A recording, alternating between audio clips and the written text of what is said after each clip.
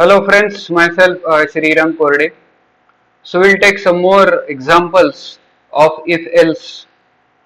So let's take this example which I have basically just jotted it down. So here let us assume we have a circle at the center is 0 0. So that is information is given. Now we will input a point, say point P from the keyboard. Then we would like to tell, that means the program should tell whether the point that has been entered through keyboard, whether it is on the circle, whether it is inside the circle, or whether it is outside of the circle. So these are the three things that one needs to tell. So let's start writing the code. So that means now we need to provide input, and for that we will have to uh, define various variables. So or rather declare various variables. So we will first declare for the point, say x comma y. So this is for the coordinates that user will enter, and there will be r for radius. Okay, so or we can just put rad. Okay, so rad for the radius of the circle. Okay, so that is what basically the input will be. Okay, so I told you like center of the circle is 0 0 and the input is obviously point, but obviously when I say circle, what is the input? Essentially it will be the radius of the circle, which happens to be the input that will be provided. Okay, so that means now you know that there is a circle which is at the center 0 0 and the radius is given by rad. Then what we now need to do is we will have to identify whether the input point is on the circle, inside the circle, or out of the circle. So that means now I will have to do some calculation of distances. Okay, so first let's write a printf here, and let's get input from the user. So enter radius and radius of circle, obviously I'm just not typing everything, and coordinates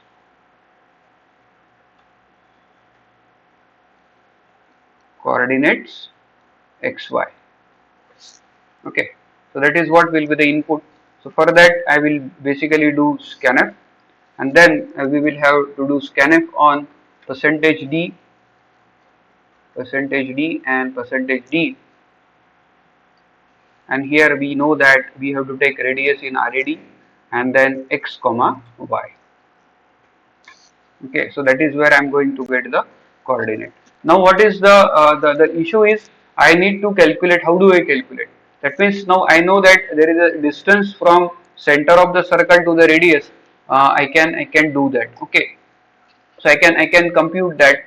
That means I can do basically say some point is given to me, so I can calculate the distance. How do I calculate the distance? Essentially it is the square root of x1 minus x2 square plus y2 minus y1 square. So this we know. Okay, this is the standard equation we know. So to calculate distance, so how do I calculate distance? Let me just put a comment.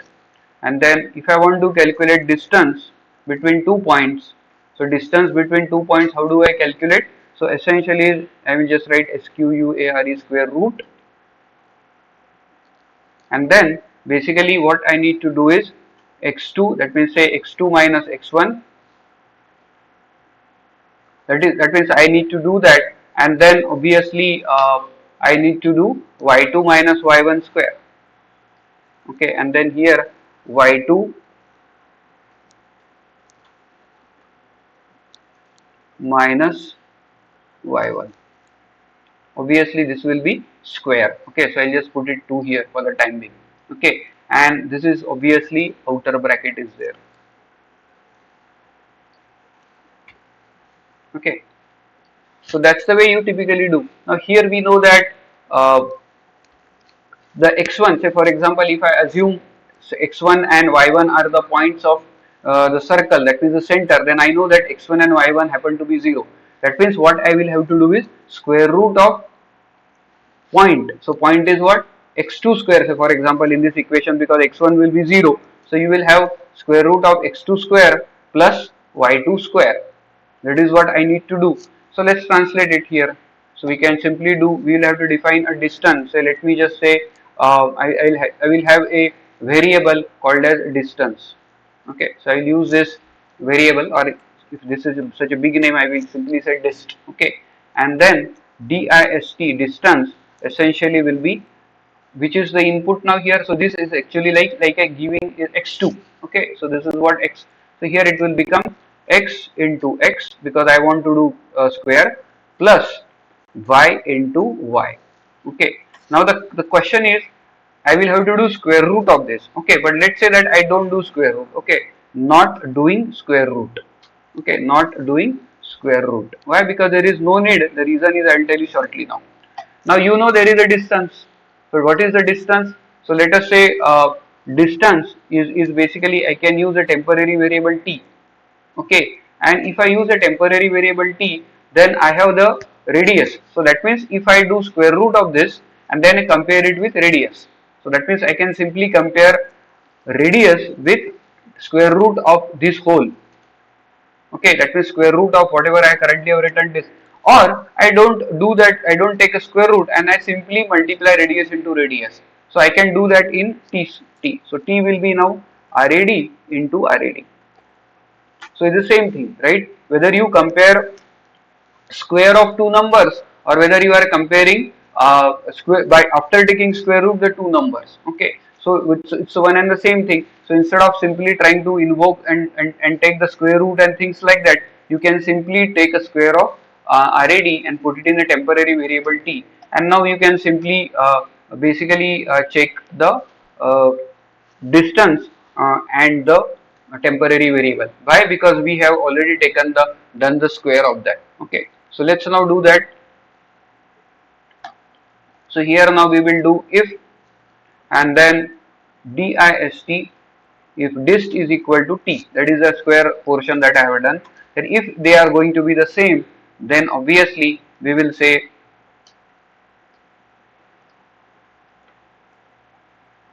point on the circle.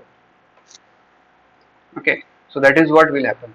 Now how do I do? So that means if it is not on the, that means if the distance is equal to t, if this is failure, okay, that means else condition is what, it can be either beyond the circle, that means it is outside the circle, or it is inside the circle, it is inside or it is outside, and we want to do both, inside or outside. So how do I handle that? So that I can very easily check by putting a if, and that is where the if condition comes once again.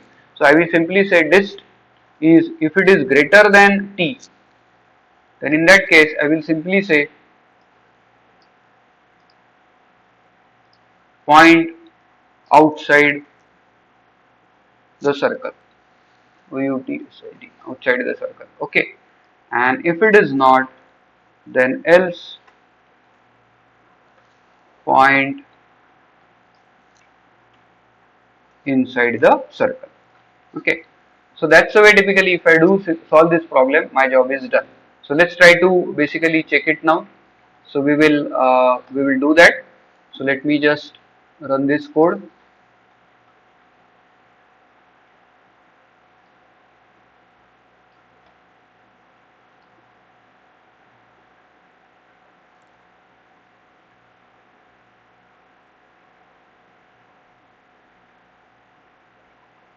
Okay, so it has built.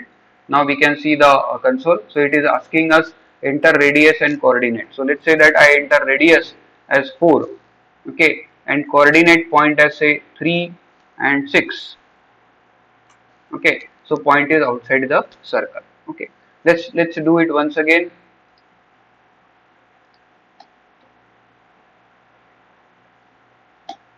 So let's say I do enter here say 5, radius is 5, and here sorry, and I have to enter 3 and 4, then point is on the circle. Why? Because that's the way it is going to happen, 3 square plus 4 square and then 5 square, so it's going to match, so it is exactly on the circle. So you can basically try some other combinations and check whether the things are working correctly, but that's the way typically the mathematics works. So let me just repeat, here we computed the distance, however we didn't take square root. Why? Because here we are doing r square into r square, or essentially radius into radius we are doing, and then we are checking t and dist, and not we are taking square root. The same thing would have applied if I just take square root. That's an unnecessary operation of taking square root, and it is little tricky because we have to make use of a mathematics function or math library. So instead of that, we simply square and solve the problem. So once we are done with this, then we can solve a simple problem, and we can basically, so I kept one file, I believe I have empty. So let me just copy few things.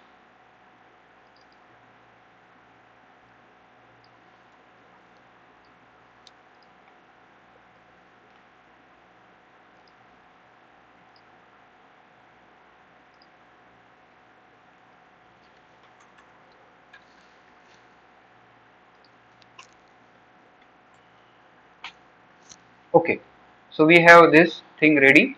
Now we want to basically check when I give the input. Two inputs are given. Now what are those two inputs? I am going to provide basically two lengths. Okay, and I want to check whether the area of a rectangle is greater than its perimeter. Okay, so we want to check whether area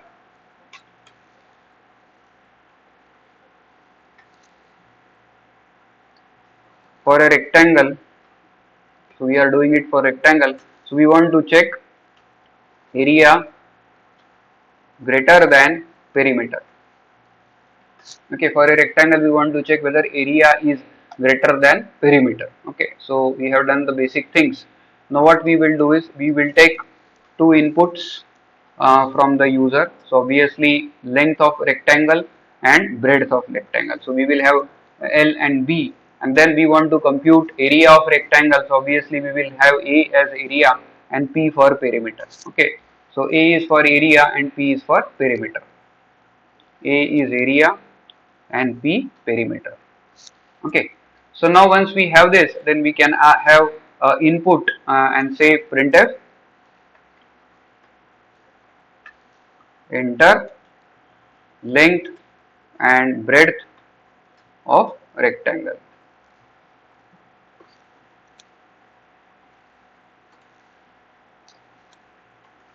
and we can do scanf on this.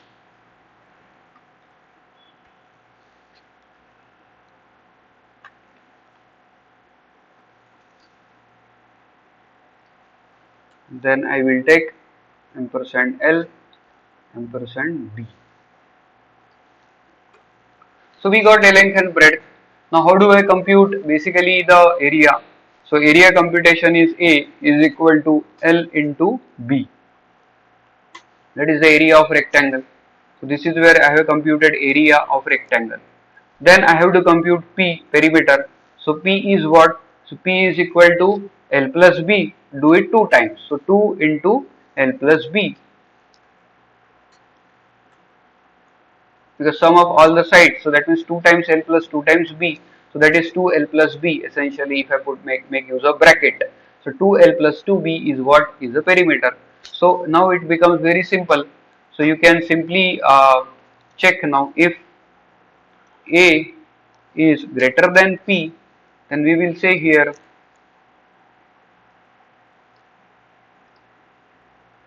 printf area is greater or bigger, area is larger than perimeter.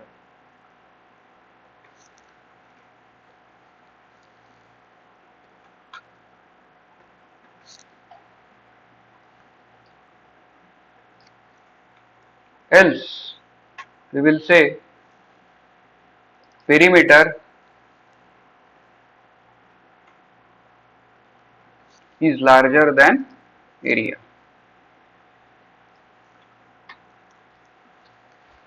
Okay, so that is what essentially is there. Okay, and we should be able to solve this. So let's now run this program. Now let's enter 5 and 6 as length and breadth.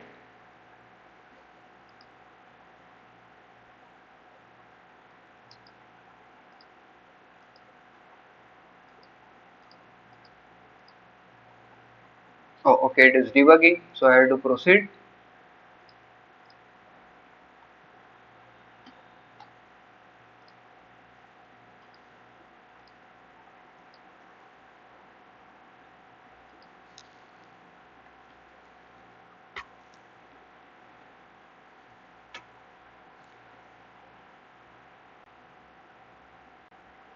So we will print here area, and we will print this one, the calculations.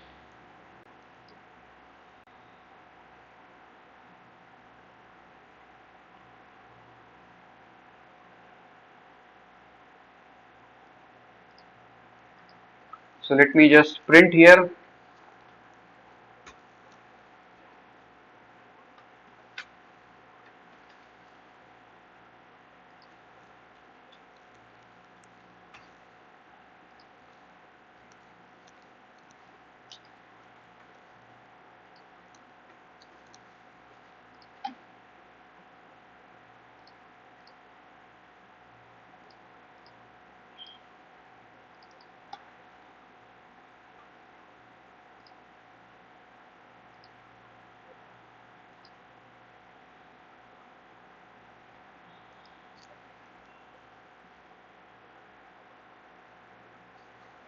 Okay, I think there is a little mistake. So that is what. Okay, now we can run.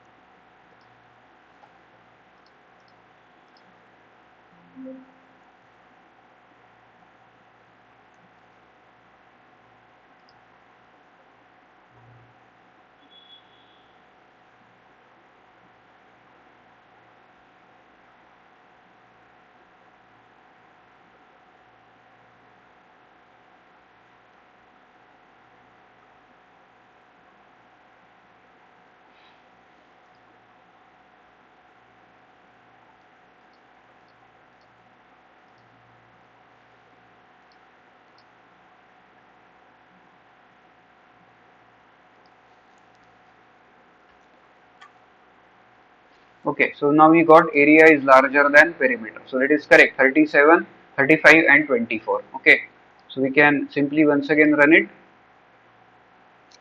So let's run it with say 8, say 21 and say 20, 54. Yeah, so area is larger than perimeter.